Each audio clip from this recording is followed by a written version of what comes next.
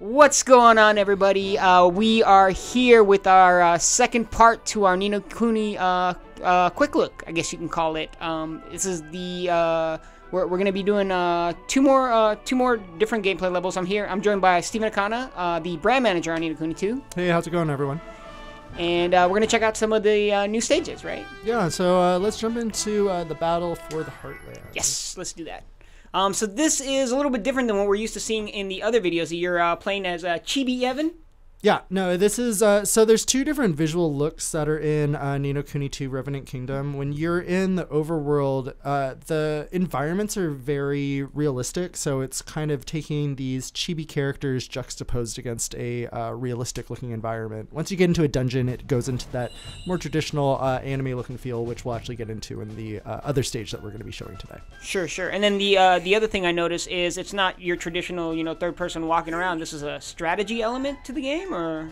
Yeah, it has some kind of elements of a real-time strategy. So think about, like, you're able to take and dispatch your infantry and go into little overworld battles where, depending on which type of characters you dispatch, which leaders you have for different groups, it can change the course of how your battle functions. So in this demo, we're actually showing in the game, Evan and his crew, they need to find a place where they can set up their own kingdom. We recently announced that in Ni no Kuni II Revenant Kingdom, Evan's going to be creating his own kingdom called Evermore.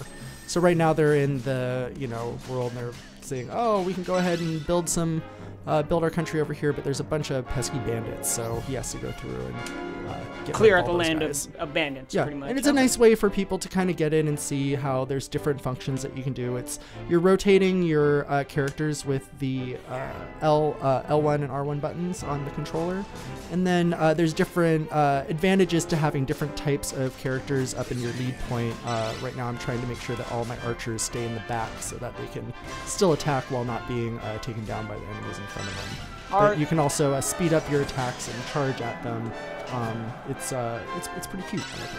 Yeah. Are you controlling your armies in real time, or are they just following you? Yeah, you're controlling them in real time. So you're navigating throughout the plains. You're rotating them as you see fit, and making all the different commands to make them do various attacks. That is really cool. That definitely brings another element to this game. I thought it would be just a straight up JRPG, but bringing this brings a level of variety to the game. Yeah, it really gives you a nice sense of feeling that you are a king that's commanding a group of people. I mean, the simulation of becoming a king and ruling over your own kingdom is very prevalent in Ni no Kuni II. Now, are you just controlling Evan the entire time you're doing these types of battles, or are you able to switch between the different characters? So right now in this one, you're going to have Evan as a central point. If you see the two different characters that are on the side, you're able to dispatch different allies that will go out with you and will have different types of attacks. So right now I'm going to execute a special tactic. I can call in some airstrikes thanks to one of the guys that I have dispatched in my group. This truly does feel like a strategy game right now. That is pretty cool. So the armies you're controlling, they're just fodder pretty much. They're not like specific characters in the story or anything. They're not like soldiers you find or talk to or anything like that. Well, each of the guys that you see in the bottom corner, they're specific characters. So as you go through the world of Ni no Kuni, Evan's going to be looking for and recruiting different people to become citizens of Evermore. And as you go out to different battles, each person has different types of abilities, so you get to choose exactly how you want to be fighting in these areas. It's not just like you go out and it's a preset menu. You're actually getting to choose, and there's flexibility. Gotcha. And as you're going further and further into this level, it's getting more and more detailed. Like first you started out in this open field, now you're behind these encampments. You got these archers coming down on you. It's pretty interesting how the battles evolve. Oh, called in another airstrike. What are those? Are those flying turtles or? They're sky pirate planes. Oh, so, okay. The characters that you have, they are part of the Sky Pirates crew. I see. And I don't know if you can discuss this. Is there a story element to why he's getting into these battles other than, you know, hey, he's got to clear the land? Like, is there something that, like, I guess precedes before you get into, like, the first type of, like, encounter like this? Well, I mean, like, contextually, it makes a lot of sense that this is at the first point where Evan's going to start building his kingdom. So both Skirmish, which is this mode, and Kingdom mode, which is the simulation kingdom development, where you can do a lot of those things that you would expect in an RPG, like being able to research new magic, new attacks, a bunch of different other items that we've actually yet to unveil. But it makes a lot of sense for right when he's trying to decide exactly what land he's going to be setting up shop, that this is where you learn about this function. Gotcha. And are your armies upgradable? Like, are you able to upgrade your archers with stronger bows? Are you able to upgrade your soldiers with better armor? Yeah, no, there's a lot of different there's different types of infantry that you're able to dispatch. In this one, there's only the archers and the foot soldiers. But as you see in the top right corner, there is an element of a bit of rock, paper, scissors. I see that, yeah. That will really kind of dictate which enemies you're more advantageous against. And when you go into the full game, right now there's only 2 different groups that you're utilizing, but you can utilize up to 4. So there's a lot of strategy in being able to choose the right group that you set out with. And I believe today we released a bunch of new content, like we put out our making of video, yes. And there was a couple cuts of footage that we also provided, and one of them is a longer form skirmish battle that you can see where you're actually going in, you're fighting some wyverns, and you can actually be pretty dynamic as you progress through. But, yeah, this one's a great way of just kind of, you know, coaxing people in and making sure that they understand what the gameplay flow feels like. Yeah, yeah. And you'll be able to see those on the Bandai Namco social media channels. You'll see them. You can definitely check them out on our YouTube channel. We'll have posts about them on Twitter, Facebook, etc. So that was the army battles. Yep. Now we are going to get into something a bit more traditional in terms of Ni no Kuni 2. We're going to get into the Wyvern battle. Yeah, so this is a great way of being able to see how some of the instance battles occur in the overworld, but then also jumping into a dungeon and fighting a mid-scale boss. I'm excited to see this. I have not. So this. I don't know if I want you to spoil. Will this be a boss battle? Will there be a boss battle, or is it just enemies like fodder? I guess we're going to find out. Oh, in this? Yeah, in this stage? demo here, in this one here. Oh, that's what I just said. Oh, okay. Yeah. I'm paying attention. Hey. So we get a little bit of dialogue here. Yeah, so in the story at this point, basically Roland and Evan, they've met the Sky Pirates, and Batu, who's the head of the Sky Pirates, is letting him know about his adopted daughter Tani, who has been recently abducted by a group of wyverns. And basically the group, they saw like, oh, you know, the wyverns have come through and they've stolen Tani, and you know, well, she's gone now. And Evan and Roland really decide that, you know, this is unacceptable. We're gonna go and save her. So that's what our mission at hand is right now. Okay, cool.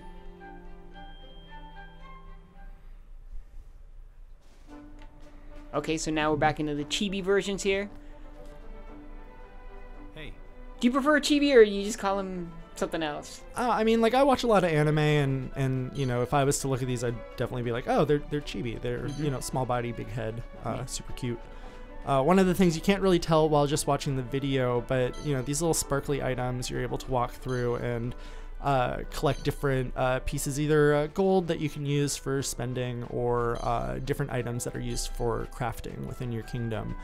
And a lot of games, like, you'll see items you have to walk up, you got to press a button to be able to actually pick up the item, but you just walk through them in this one, so it's actually kind of nice. You're just going from piece to piece and give me all the things.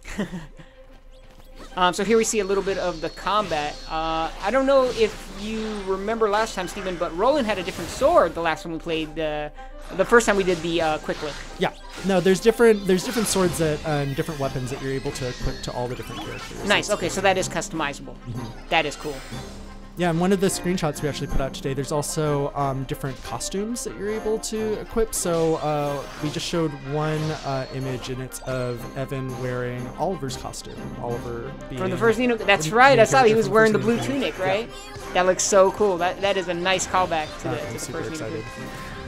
What just happened there? That was a lot of exploding. So when you're in a battle, there is Higgledies that will accompany you. Mm-hmm. And the different Higgledies have different abilities that they're able to utilize. So I was just using one of the dark elemental Higgledies, and they provide a dark matter attack. But when you see those circles of influence that you can walk into, there's an icon that lets you know that you can press a button, and as you do that, then the Higgledies will take on those commands. But then also at the same time, throughout the battle, they'll do different things to kind of draw aggro, and they're almost like your passive party member. So in this demo, you can only play as Evan, but in the full game, you're able to switch between all of your other party members on the fly. So if there's a full game, I could switch directly over to Roland, and once you get to a certain point in the game, you're able to have 2 other party members. So you'll have 3 people plus the Higgledies. It kind of makes it a full set of 4.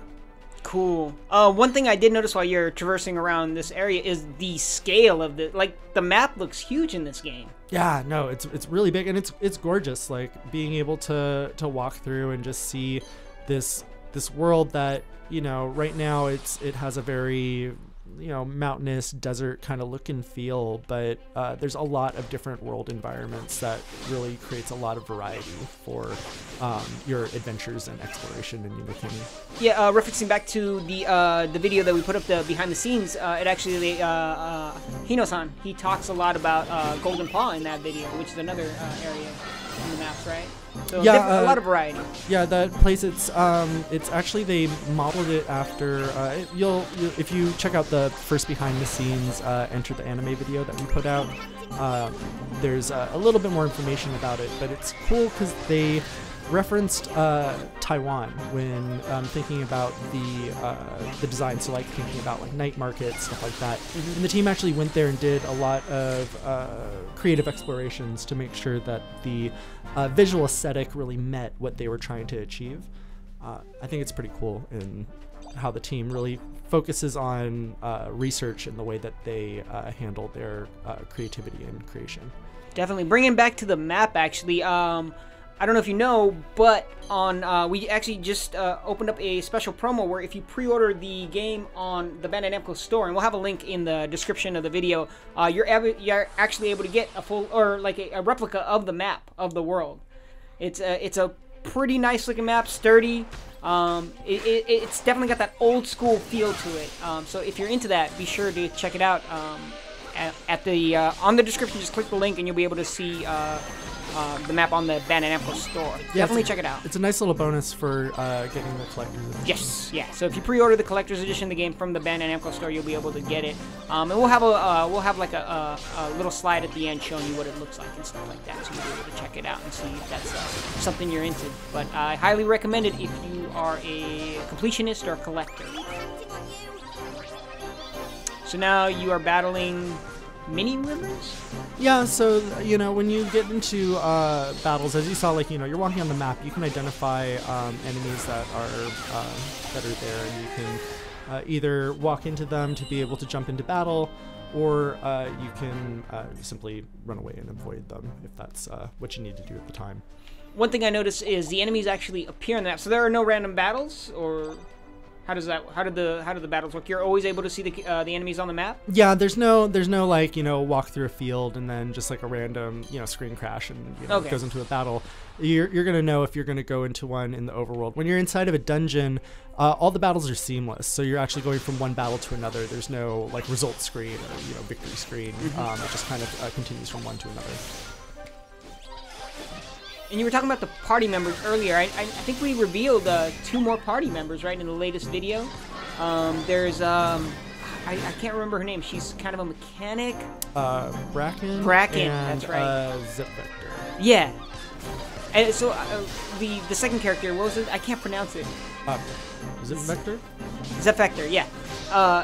At first I thought he was a bad guy. Looking at the old videos, if you guys seen any of the old videos, he's the guy with the glasses typing on the computer. But he actually is part of your team at one point. You know, you're going to have to experience the game to be able to find out more about these characters. Okay.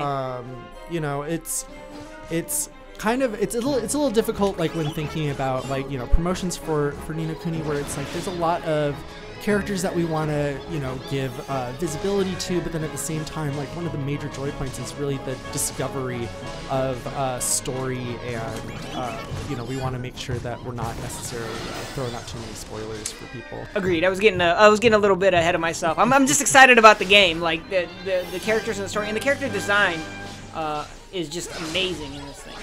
Like, all of them have these really intricate costumes. Evan's cape, just super detailed, and each one has like their own personality. I love it. Are we getting close to the boss? I'm excited. Yeah, I think I'm gonna try to rush past these other guys so I can get into the dungeon. Let's see. Distract you. Nice try. Oh, is he gonna catch you? Nope, I got fast little legs. Oh, what happened? Where'd he go? Classic video game enemies. They just stop. Now we just go in there, rescue Tani, and we're done, right? Call it a day. Yeah, so easy, right? Yeah, that's the way it should be. I think that's the way it goes. Although if you're walking into a cave that's made out of ribs, I don't know. That's questionable. Yeah, so as you can see, you know, we've entered into a dungeon, yes. And it's taken on that more anime-looking feel. And if there was any enemy you know, battles to be had before you entered or approach the boss, you would actually just run into them, take them down, and continue forward. But once you go into this dungeon in particular, you're going straight into the boss battle. I still can't get over how smooth the frame rate is. Like, I haven't seen a drop. No stutter. It's just fluid, I guess is the best way I can describe it. I mean, that's something that's really important when you figure that, you know, one of the main objectives of the team is to create an experience that really bleeds the line between a video game and a theatrical experience. Yes. So there was a lot of care taken into just that pacing and quality standard to make sure that, you know, you can become immersed and there's no jarring moments that are really going to pull you out of that fantasy. One thing I'm also loving is the music by Joe Hisaishi. Joe Hisaishi? Hisaishi, I'm sorry, I pronounced it wrong. I was thinking of a different character in a fighting game. But yes, him. It's epic, is the best way I can describe it, I guess. Do you have any like tidbits you can give us about the music? Was he pumped about it? Did he like working on the project? Yeah, I mean, it was a very collaborative effort with all the talent that came together for Ni no Kuni II. I mean, you know, we're so lucky to be able to, you know, have the Joe Hisaishi back and lending, you know, his talents to this game. It was very essential in how the quality of the first game really came together, and the fact that, you know, he's been involved in so many Ghibli projects before that, it really helps establish an experience that is something really special. And you know, he utilized he worked with the Tokyo Philharmonic Orchestra to do all of the recording for all the in-game music. Oh, okay, wow. I didn't know that. All right, that's awesome. What I guess what kind of style would you say this game's music is? Is it more like operatic? Is it smooth jazz, country?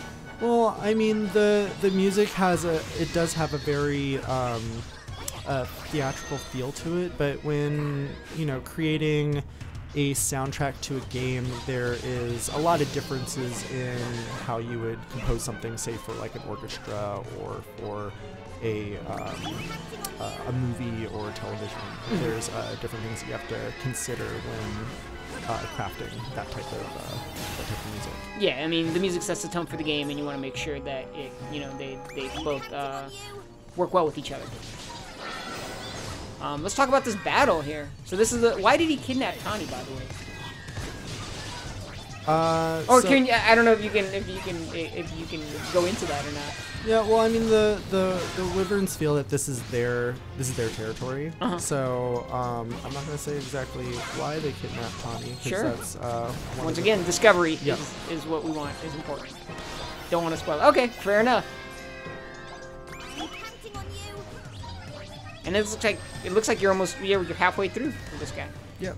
I think I just saw your buddy Lofty come up. Am I missing something, or was that just one of the Higgledies that looks like Lofty? That was probably one of the Sun form Higgledies. Ah, okay. Can you talk about a little bit of what just happened there? So if you stun an enemy at the right point, you're able to go into an awakened state, where you're able to have overpowered attacks, and you can utilize multiple special attacks without having to utilize what would have normally been one of those blue gems that you see above the life bar. Every time you're doing physical attacks, it helps fill up those gems, but every time you want to use a special attack or one of your skills, then it's going to require you to continue to hit people and make sure that you have those blue orbs. I see. The other thing, obviously, I think people have noticed is the combat's very different compared to Ni no Kuni 1. Ni no Kuni 1 was turn-based combat. This is all real-time. Which do you prefer? What feels better? So, I mean, I love turn-based RPGs. I think that, you know, the previous Ni no Kuni was kind of a hybrid. You know, there was open movement, but when you brought up your action palette, basically, it would freeze the game. So you could make choices of, you know, what type of attack you want to do, if you want to switch to one of the familiars or one of your other party members. So I think this one actually, it feels very modern. It is a nice way of, it feels balanced in how you have different things that you're thinking about, whether it's like what are the different things that Higgledies can do, what is the skill set that Roland has or Tawny has, or whatever your whoever your other party members are. So I think that it actually is it's a nice graduation to a new gameplay style that I think people will really dig. Now, you mentioned you're able to switch between characters. When you switch between the characters, are you still able to control the Higgledies in combat? Yeah, so you know, no matter who your lead point is, they're able to engage with the Higgledies, and if they're offering up an attack skill, then anyone can activate them. Careful. That was pretty good. The Higgledy flew up there and cut her down. That was dope. Not only do they attack, they protect. Are there advantages or disadvantages to using one character instead of another one? Yeah, I mean, like, you know, there's different flexibilities on, you know, the types of weapons that they have, their equips, so it all depends on a bit of your play style and the enemies that you're facing. What do you think of the voice cast? I know we're going to have dual audio, we're going to have the English voice actors, and then we're going to have the Japanese voice actors as well, which we actually just had a video with the behind the scenes with the Japanese voice acting team. Which do you prefer? I like them both. I think that, you know, the localization that was done on the voices, it feels very immersive, and it feels extremely appropriate, especially given that, you know, there was a voice cast from the first game that, you know, people highly regarded. So the fact that, you know, we're able to meet that same caliber again, I think is really great. But also knowing that, you know, there's a really great Japanese voice cast that has also been working on this title, and they're equally as juiced about it as we are. The guy that plays Batu in Japanese is on point, by the way. Yeah. You gotta watch that video. Like, that rough voice he has, I'm like, man, this guy is like perfect for the role. And then to counter that, actually, Evan in the English version, perfectly cast, I think. He's got like this quivering, like, uncertainty about himself. For people who really enjoyed Mr. Drippy, I think they'll also really enjoy the narration from Lofty as well. I think you're right. So that is the 2 levels for Ni no Kuni 2. Once again, if you get a chance, be sure to check out the link at the bottom. If you're planning on picking up the game, there's the collector's edition of it, which will get you that free map that I was talking about. Definitely take a look at it. It's a really cool collector's item. Steven, is there anything else you want to say before we take off? No, I mean, just check out all of the new footage that we've been putting out for Ni no Kuni 2. We're super excited. The game is coming out on March 23rd, 2018, and on PlayStation 4 and PC via Steam. So can't wait for you guys to get your hands on it and enjoy what is going to most definitely be my favorite RPG of 2018. All right, guys, that's it. If you guys like these videos, please let us know in the comments so we know to keep doing them or not. All right, thanks again, and we'll see you next time. Cool.